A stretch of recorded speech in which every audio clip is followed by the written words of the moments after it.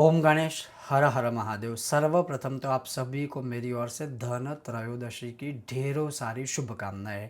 अब जैसे आप सभी को पता है कि हर धन त्रयोदशी पर जैसे विधान क्या है कि धन त्रयोदशी, उत्तरा फाल्गुनी नक्षत्र, शुक्रवार और हर माह की पूर्णिमा, ये जो चार जो विशेष पर्व है जिस पर आप यह एक यज्ञ कर सकते हो।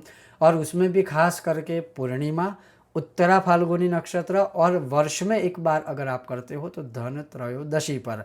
अब वह यज्ञ जिन लोगों को पता है, जिनके लिए हम करते हैं, उनको पता ही है ऑलरेडी।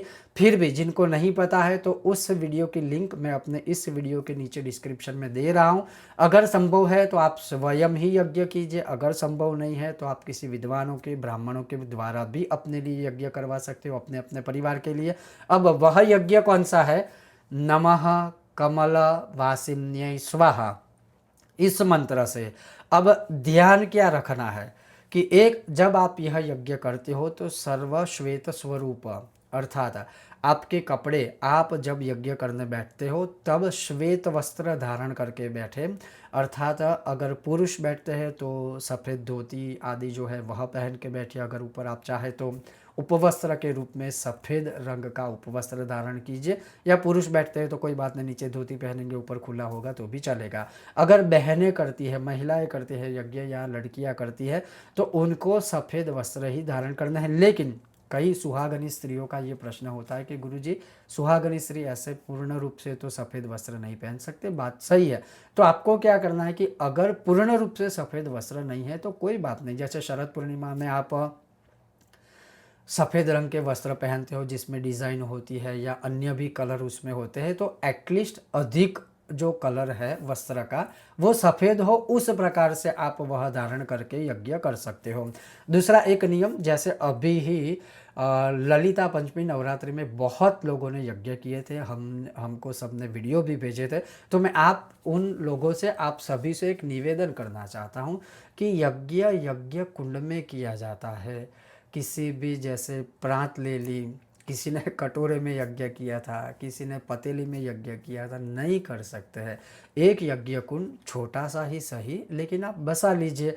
अब आप यज्ञ छोटा कुंड लाएंगे तो अगर आप ऐसे यज्ञ करते हो तो ये तो छोटा यज्ञ है 108 आहुति वाला, तो कभी कभी आप हर पूर्णिमा को कर सकते हैं। कभी कभी आप अगर वर्ष में एक बार करते हो तो धन त्रयोदशी में कर सकते हो, या उत्तरा फाल्गुनी नक्षत्र जो हर 27 दिन में 28 दिन में आता है उसमें कर सकते हो। एटलीस्ट एक छोटा सा हवन कुंड बसा लीजिए। मतलब पतीली में कौन यज्ञ करता है, प्रात में कौन यज्ञ करता है? तो ये चीज़ सही नहीं है। अनजाने में आपसे गलती ना हो उसका ध्यान रखेगा, क्योंकि कुछ कुछ लोगों ने जब हमें वीडियो सेंड किए तो हमने वो देखे थे। दूसरा एक ध्यान रखना है कि बहुत लोगों ने जब आहुति दी थी तो इस प्रकार से पांचों उंगलियों को एकत्रित, ये इस मुद्रा में, जो इसे सुकरी मुद्रा कहा जाता है, तो सुकरी मुद्रा में कभी यज्ञ नहीं करते। या तो आप ऐसे मृगी मुद्रा में यज्ञ कीजिए, या तो आप हंसी मुद्रा में। ये हो गया हंस का मुख, ये हो गया मृग हिरणी का मुख। तो इसी मुद्रा में आप सीधे हाथों से आहुति दीजिएगा, पांचों उंगलियों को सुकरी मुद्रा में, जो डुक्कर कहा जाता है। तो उस मुद्रा में कभी भी यज्ञ शुभ नहीं किया जाता है। तो बस ये दो चीज़ मैंने नोटिस की थी, तो इसका ध्यान रखिएगा।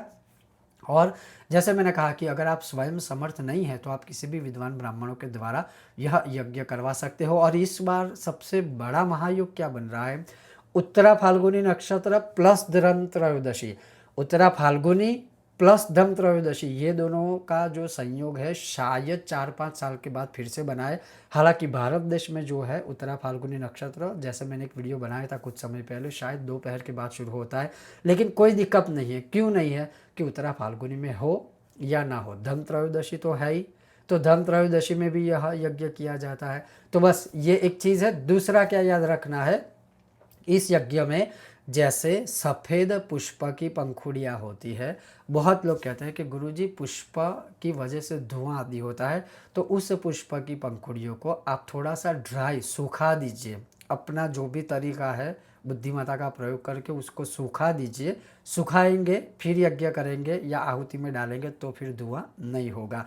तो सफ़ेद तिल, सफ़ेद पुष्प, उसमें थोड़ा सा, सिर्फ थोड़ा सा शहद और गौ माता का घी, ये 4 द्रव्य मिश्रित करने के बाद आपको यह यज्ञ करना है, नमः कमलवासिने स्वाहा। और इस यज्ञ के विषय में शायद मैं कहूँ उससे ज़्यादा अच्छा ये है कि जिन लोगों को इतना सुखद शुभ परिणाम प्राप्त हुआ है पिछले 2 ढाई 3 साल से, जो हमारे पास सबके फीडबैक है, जिनको हम नहीं भी जानते हैं वो लोग भी बोल रहे हैं कि गुरुजी जब से यज्ञ स्टार्ट किया है, व्यापार में हो, उनके जीवन में हो, कर्ज से जुड़ा हुआ बहुत सारे परिवर्तन हुए हैं।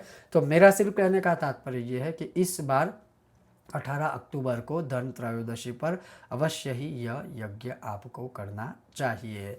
ओम गणेश हर हर महादेव।